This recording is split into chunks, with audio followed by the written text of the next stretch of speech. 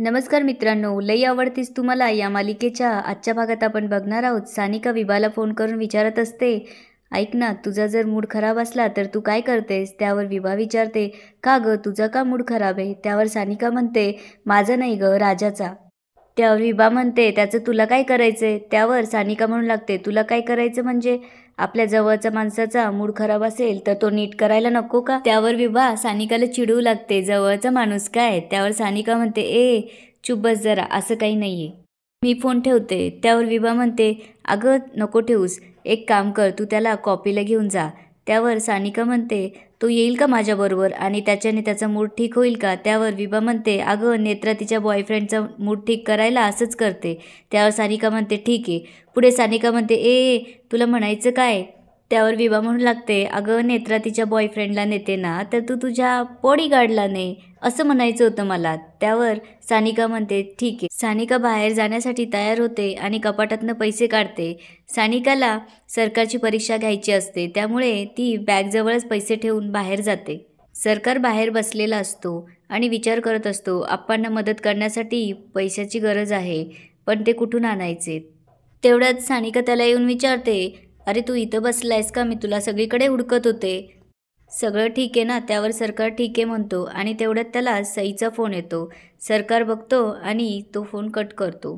सानिका त्याला म्हणू लागते, उचल की. त्यावर सरकार म्हणतो, नाही, महत्त्वाचा नाही एवढा.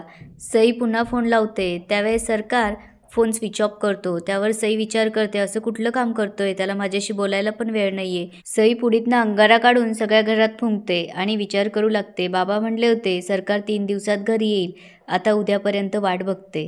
पुढे ती विचार करते, आणि जर तो घरी नाही आला तर बळजबरी त्याला मी घरी आणेल आणि आयुष्यभर या मुठीत बांधून ठेवेल. इकडे सानिका सरकारला म्हणते, माझं एक महत्त्वाचं काम आहे, आपल्याला बाहेर जावं लागेल. त्यावर सरकार विचारतो, का? त्यावर सानिका म्हणते, सांगितलं ना महत्त्वाचं काम आहे. त्यावर सरकार ठीक आहे म्हणतो. पुढे सानिका म्हणते, अरे माझी पर्स राहिली रे बेडरूममध्ये, तेवढी घेऊन येशील का? तोवर मी मम्मीला सांगते आपण बाहेर चाललोय म्हणून. त्यावर सरकार म्हणू लागतो, मॅडम मला वर पाठवून परस्पर जाण्याचा प्लॅन दिसतोय. त्यावर सानिका म्हणते, मला जायचंच असतं तर एवढं हुडकत नसते बसले तुला. सरकार सानिकाच्या खोलीत तिची बॅग घेण्यासाठी जातो. बघतो तर तिथे बॅगजवळ पैसे पडलेले असतात. सरकार पैसे हातात घेऊन विचार करू लागतो, साहेबराव म्हटले होते की आप्पा आता कुठनं पैसे जमा करतो बघतोच. इकडे आप्पा सोनाराच्या दुकानात येतात आणि सोनाराला त्या पोतीची किती होतील हे विचारू लागतात. त्यावर सोनार त्यांना 8-10 हजार होतील असं म्हणू लागतो. त्यावर आप्पा म्हणतात, एवढे कमी? त्यावर तो म्हणू लागतो की हे कमी कॅरेटचं सोनं आहे, याचे एवढेच होतील, काय करायचं? त्यावर आप्पा ते मंगळसूत्र परत घेऊन तिथून निघून जातात. सरकार सानिकाची बॅग आणून तिच्याजवळ देतो. तेव्हा सानिका बॅगमध्ये बघते, तिला धक्का बसतो. ती बॅगमधले पैसे काढून विचार करू लागते, सरकारला पैशाची गरज होती तरी पण त्याने पैसे घेतले नाही. पुढे ती विचार करते की मला गॅरंटी होतीच, आरती परीक्षा तो पास झालाय, आता पुढचं बघू. पुढे सानिका सरकारला म्हणते की आपण स्कूटरवर जाऊया. त्यावर सरकार म्हणतो, द्या किल्ली द्या. त्यावर सानिका म्हणते, स्कूटर कोणाची आहे? माझी, तर मीच चालवणार, तू माझा बॉडीगार्ड आहेस, तू माझ्या मागे बसणार. सानिका गाडीवर बसते आणि सरकारला म्हणते, तुला काय आता निमंत्रण देऊ का? बस मागे.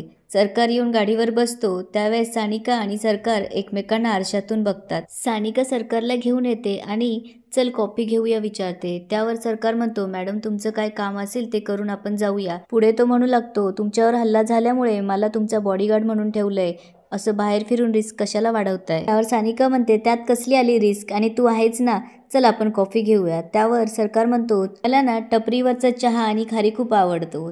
त्यावर तो टपरीवर चहा घेणार का सानिकाला विचारतो. सानिका म्हणते, पण आवडेल का मला? त्यावर सरकार म्हणतो, ठेचा भाकरी आवडली होती ना? त्यावर सानिका म्हणते, हो लय आवडली होती. त्यावर सानिका म्हणते, पण दुसरी टपरी नाहीये का? तो माणूस बघ ना कसा दिसतोय, आपण दुसरी टपरी बघू. त्यावर सरकार म्हणतो, हाच प्रॉब्लेम आहे मॅडम तुमच्यासारख्या लोकांचा, तुम्ही ना माणसाच्या दिसण्यावर जातात, दिसण्यापेक्षा माणसाचं मन बघाव. पुढे ते चहा खारी घ्यायला जातात. टपरीवरचा माणूस सरकारला चहा आणून देतो. त्यावर सानिका म्हणते, त्यांना कळालंय तू न सांगता? त्यावर सरकार म्हणतो, मॅडम साधेपणाचं ना कनेक्शनच वेगळं असतं.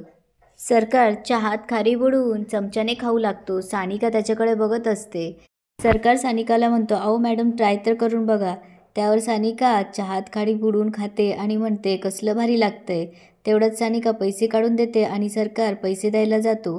तेवढ्यात सानिकाची कोणीतरी गुंड छेड काढू लागतो. त्यावेळी जय पण तिथे येतो, पण जय परत घरी जातो सानिकावर पुन्हा हल्ला झाला हे सांगण्यासाठी. सरकार त्या गुंडांना मारू लागतो. तेवढ्यात सानिका त्यांना खुणवून जाण्यासाठी सांगते. सरकारचं लक्ष जातं.